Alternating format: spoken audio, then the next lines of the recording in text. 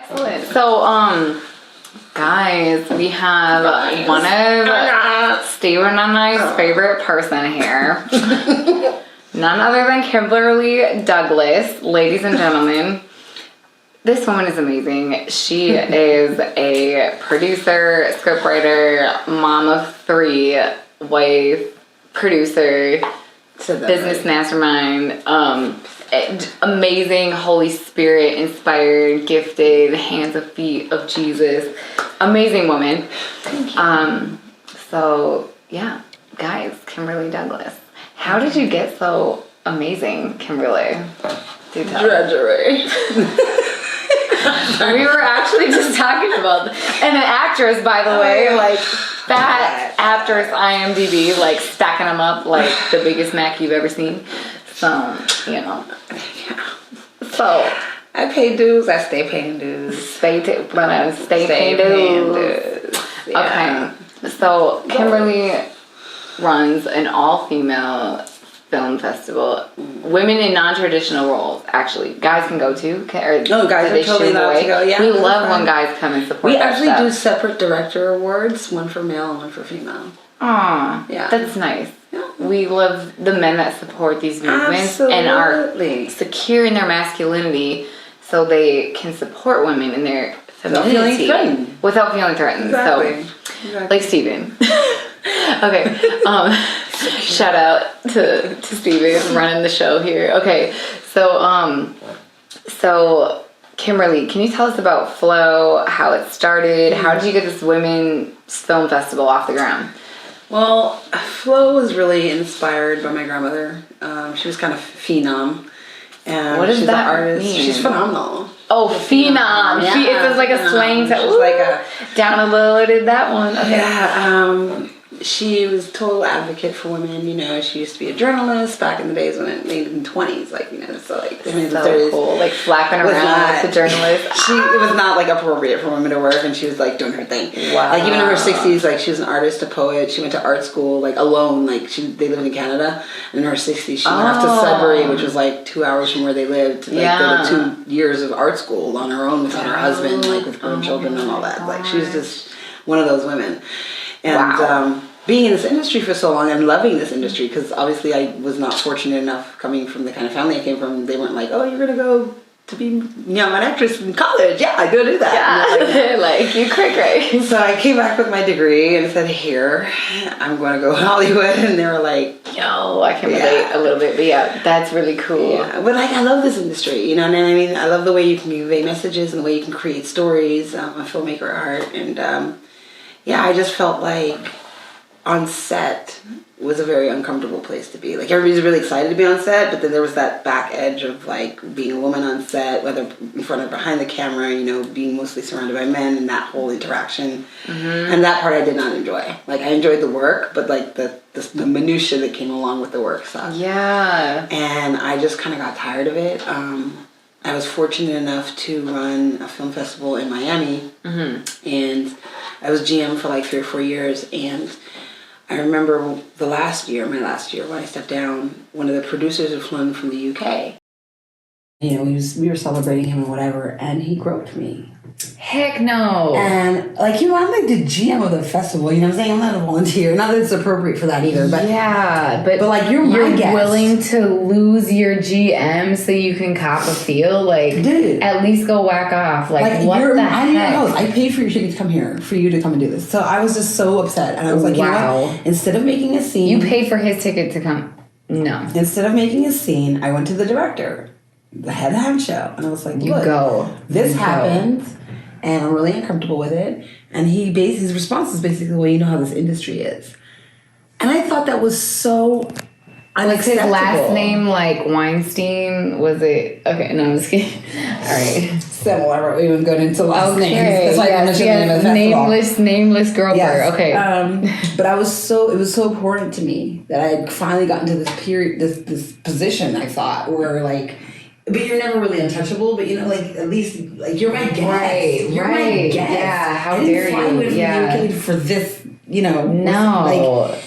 So I was like done with that, and that's when it kind of really birthed itself and like pushed me to do it. Like, because I was like, there has to be a way that I can create a space on set. It started with just the on-set experience, on set where women can come and just be creative and feel free and safe in the space and create. Praise God. Freely. Yes. And then it turned into this whole animals. I got other people involved, and then it was like, well, we should have like a whole festival. Now they're even talking about getting a union together for this. I'm just like, it's just, but it's been amazing. Like, this journey has been incredible. Like, the women I've been able to meet and celebrate, like the fact that, we have these women that are really taking a stance behind the scenes, right? And the upper echelons, like editors, directors, DPs, all this stuff, cinematographers and stuff. Yes. And then we can celebrate them. And then if they win at the festival, they're guaranteed distribution. So it's not just a matter of, okay, you win and here's a pretty laurel, you can put it on your bookshelf. Right. No, you're going to get out into the mass media. Yes. So we have distribution across the board, from like network television to Redbox to Hulu, Netflix. Like, we have online streaming services. We have the whole gamut. So Flow.com, guys. FlowFFM.com. FlowFFM.com. Film Market. Yeah, we have Film Market as well. So we have distributors that come and will take content that even the people that didn't win, they'll look at people who just submitted that were either screened One or man's selected. trash is another man's treasure, or woman's in this case. Exactly. Yes. So it just became this whole movement, like, on its own. And like some of the women I'm working with, like even now, like one of them won an award recently and we blew her up. One of the films, like this was our first year, right? So 2020 was our flagship year, and COVID. And instead of giving up, I pushed through it. I was like, she still did. doing it. Yes, I did. Yes, I did do that. But we're the first year festival to have a qualifier for an Oscar. So, like, it was our world premiere. We screened it, and then they did the work. You can't do the work for the filmmakers as far as submitting to the Academy. But then they didn't get a nod, but they got considered. Wow. For a nod. So this is our first year out. Like, this is a 7-year. That was my 7-year goal. Hanging out the door. So I'm like, let's do it again this year because COVID's still in effect. What? Yes, that's true. That's true, man. Let's do some drive-in movies. So how do I get involved? I wanna get involved. Like, if you, depending on what you want to do, you want to submit a film, we're on Film Freeway. If you want to just check us out and volunteer or like come on board and do something awesome, it's flowffm.com.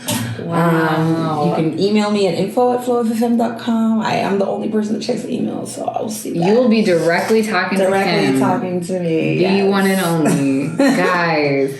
Dude, this lady is so amazing. We're just having the best spiritual conversation. She is like a piece off the block of the Lord. And like one thing that I just like see in her is like the understanding of authority, like the way that Jesus said to the centurion, like, I am well pleased with you because you understand authority. And like, I met her at a large film studio. We don't have to name names. No, we're not naming names. This episode, but after hours. It's after hours. Bleep. Okay, so, but yeah, they work with like Marvel and all the top, like, big old films, and Kimberly's there running stuff, and like this woman just has so much grace and like understanding to deal with the big wigs on a top level. And it's like that same authority that like you only get. She has grace with them. Like she has grace with like the egos and like understanding their goals, and like not in a way where it's like trying to charm the snake or tame the snake or whatever. It's like on a personal level, like to gain respect because of her genuine care and concern for people, but also like her level of integrity. So that's why I'm like, it's God's hands and feet, because God is a holy God. He wants things done righteously. Like he doesn't want people tainting the pot or grow up in the film festival contendants. Like no thieves. Slap that hand. Like, but I mean, like he needs people like Kimberly sounding the alarm, but in a graceful way, and like helping push and maneuver the industry. Like people listen to her because she has knowledge, and she's gained that knowledge through like a genuine passion and understanding that God can only really come from God. Like if you're called to film, like you're gonna have that natural gift and she has this, but she's not like conceited or arrogant about it. Like she's life-giving. And so it's so cool because it's like God does that and he puts us before kings. Like we are royalty, like in him, and then he puts us before kings. So like Kimberly, what's that like? Like when God is putting you before kings as his royalty, as his queen, all right? Like as this queen, right? So like you're anointed and appointed in the royal bloodline of Christ, like to go before the kings of the earth. Like what is that like for you, you know?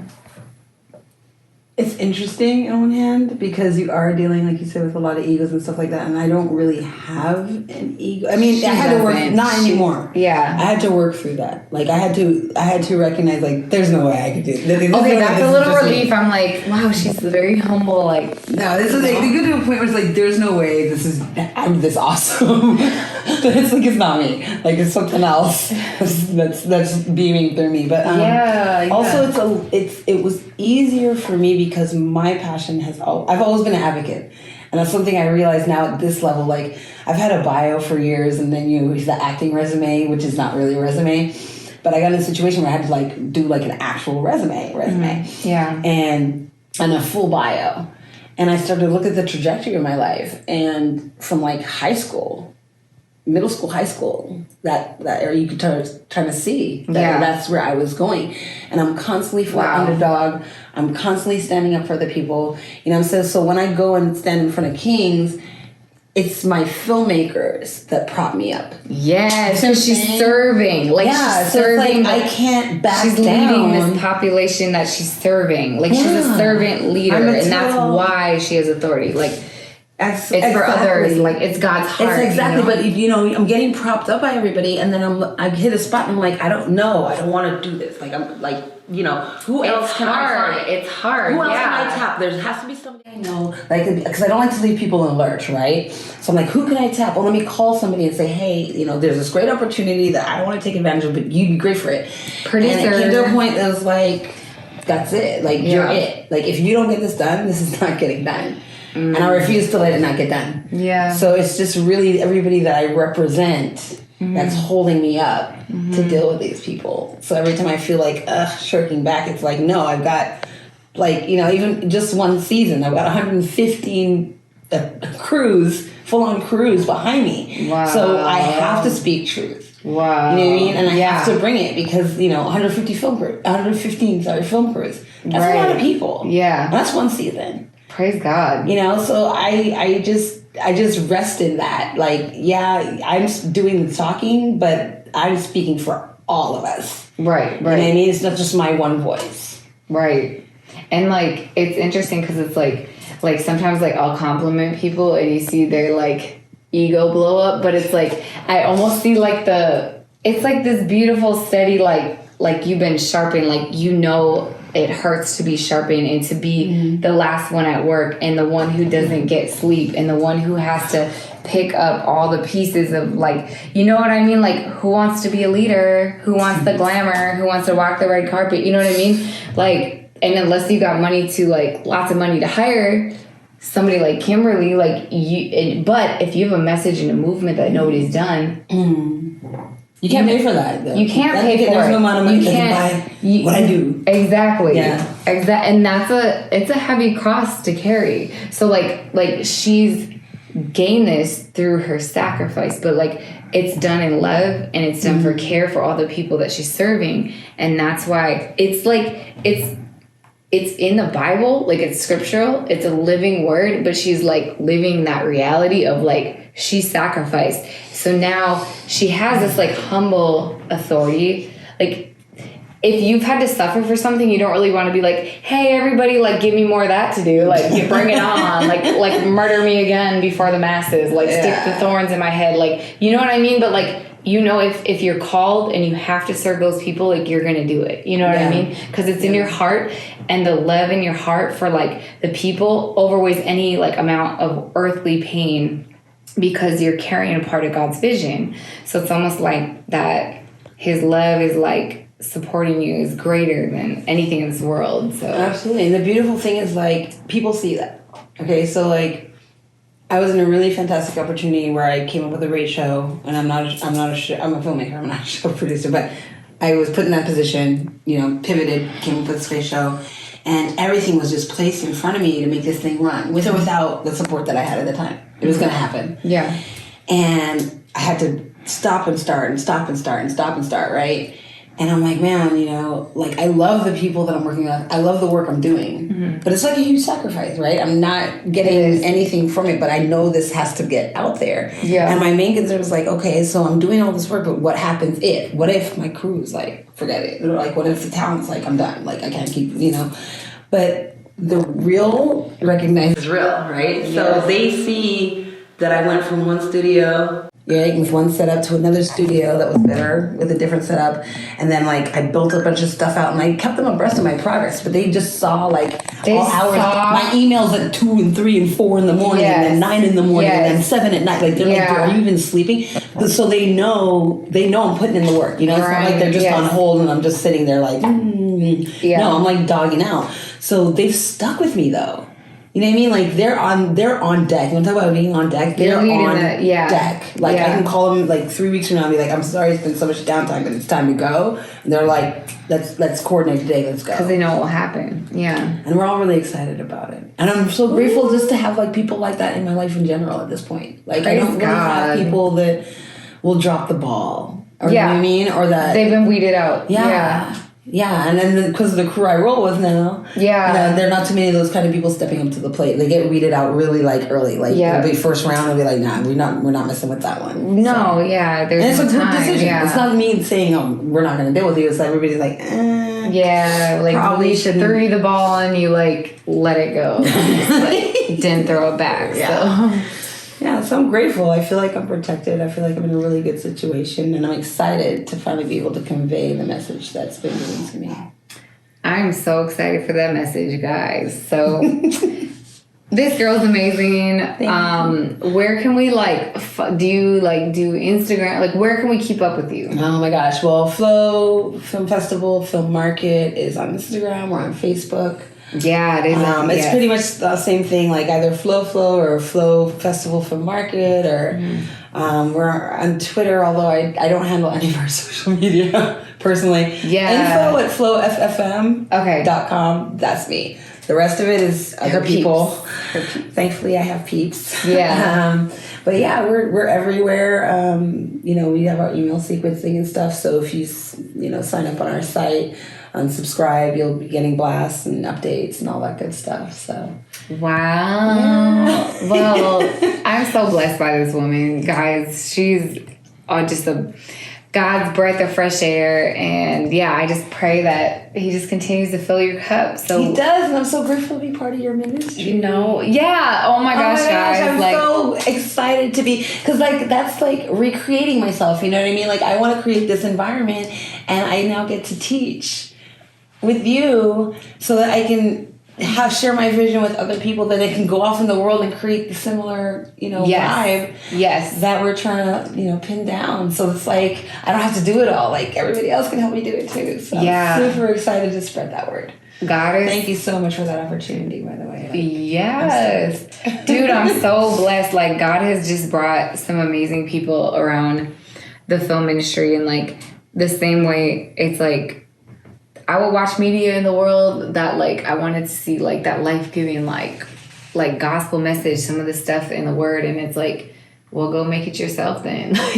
You know what I mean? And Absolutely. The painstaking process of doing my own content and bringing people to work on it, and then also facilitating other people to create that content and nurture it. So but to be honest, I would have been joined Flow if I knew there was a group of qualified female film workers. Sign me up. So the fact that we're able to merge on this, and we're just starting off to have somebody like Kim on that's so valuable, that's a veteran in organizations. I had Hip Hope, my dance ministry. We did music videos.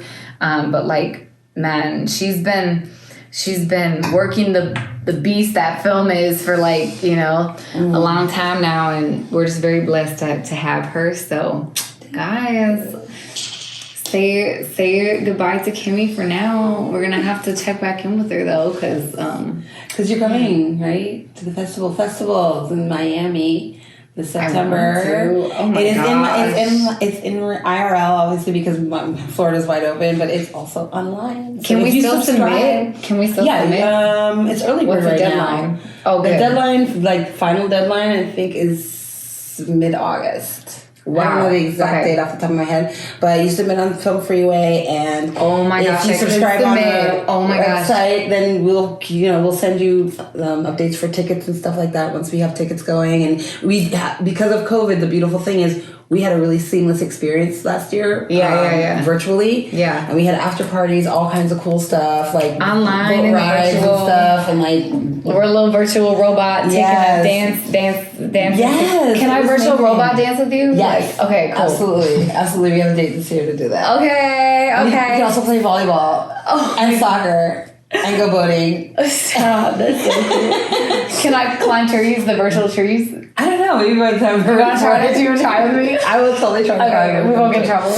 We won't get in virtual trouble. No, we won't get in virtual trouble. Okay. I'll make sure of that. No, okay. But yeah, we had such a robust experience last year with great speakers, panels, everything, that this year, like, it's just adding to it, right? It's just adding back in that physical element and then enhancing that for the mobile experience. Because the mobile experience was the only thing we had, like, challenge with, because it was such a big undertaking, like, to compartmentalize it to stream, but we were working on an app. So it should make things a lot easier. Wow. So Flow is going to have an app. Flow is definitely going to have an app. One is part of it's going to be for streaming. The other part is if you're at the physical festival. So you can set up your calendar. It'll tell you where people that are in your group are. It'll show you like local vendors, like from one location to the other. Our sponsors, places where you can get discounts. Oh my god. Yeah. It's going to be dope for on the ground. Like you come to Flow, that app is going to be like your bestie.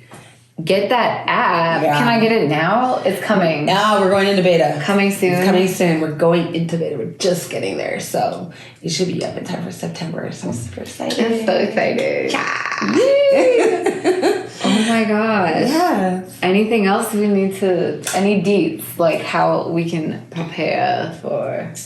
Just come ready to learn and be, stupefied by like the quality of content we have. I'm really proud of. Oh my gosh. And I've been in content curation for a long time, but I was really blown away with like, I think we had 130 entries. We screened 115 of them. And all 115 got distribution. Dang. All of them. Those 15 sucked. I'm just kidding. I'm just kidding. You're so bad. You're great. But they were all considered, but like everybody that submitted got distribution, not just our winners. We only had 40 winners. All 115 got distribution. Wow. Yeah. So that was like huge because it's like, you have women creating this content that's actually going to catch air. Like even in-flight entertainment, we do all of that. So.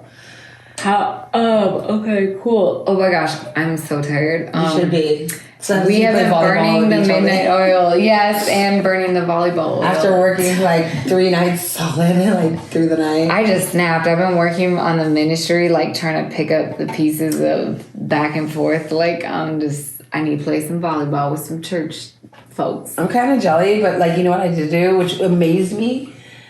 So all of this stuff, my kids are like, I'm a package deal. Like my kids are always in tow. Yes. My kids, for 8 years. 8 years. 8 years, my kids have always been in tow, okay? I have my son who's the eldest. He had 1 year of school before COVID, and here we go again. And anyway, wasn't spoiled enough to miss it. They let me take a 2-hour nap. You left? Where? Here. Oh, yeah. Oh, wow. I was working when you left, right? I started to feel tired, and I went and lay down, and I passed out, and I woke up at like 4. And they were just being angels. And I looked at them like, Are you my kids? What did you do with my kids? The Lord. I know. The love, joy, rest. It's the first time ever. I am so proud of them. I'm so grateful. I'm like so refreshed now. So we can go back to work even though you're yawning. Oh my gosh. Oh my gosh. Lord Jesus, give me strength. It was my talk I had with them on the way in. Like it was traveling. It was traveling around and then finally like I couldn't believe it. Like, they weren't killing each other. They didn't destroy the place. They didn't burn it down. They hadn't, like, shredded the carpet like cats do. Like, they were just being normal people. They were actually, I think they were playing on a tablet. They were sharing a tablet sitting on the couch. And I was like... They like, told me they were like, oh, they're teaching the other one dance. And, like, they were like, it was so cute. They came in, like, look what I learned how to break dance, Mom. I was like, okay. Hook me up. So cute. And then baby does that spin on her tummy. Like, she just spins in a circle on her stomach on the floor. Yes, my life's work is complete. Yeah, absolutely. I love it. As a dance teacher, that's all I want to see. Belly spin. Let me see I should it have again. taped it. Oh, yeah, please do next time. Be like, replay. I'm sure she's going to do it again. I think it's a thing. Okay, cool. It's a move now. It's a move. Copyright that in the B-boy world. Hey, baby started it. Baby Kimmy started it. Baby belly roll. Love it. Yeah. All right, well, let's think of a cool outro. What does Kimberly put on her? Oh, we already did that. Yeah, That was our intro. No, that's the hot sauce. Do you have it on you? Okay, no, okay. All right, guys. We'll not discuss the hot sauce and cereal. You can always do the crotch shot. Secrets. Oh my gosh, let's do it. Okay, replay. Okay, wait, hang on. Ladies and gentlemen, Kimberly Douglas here on Stephen Barry's PureHeart Media. Check her out on Flow. Over and out.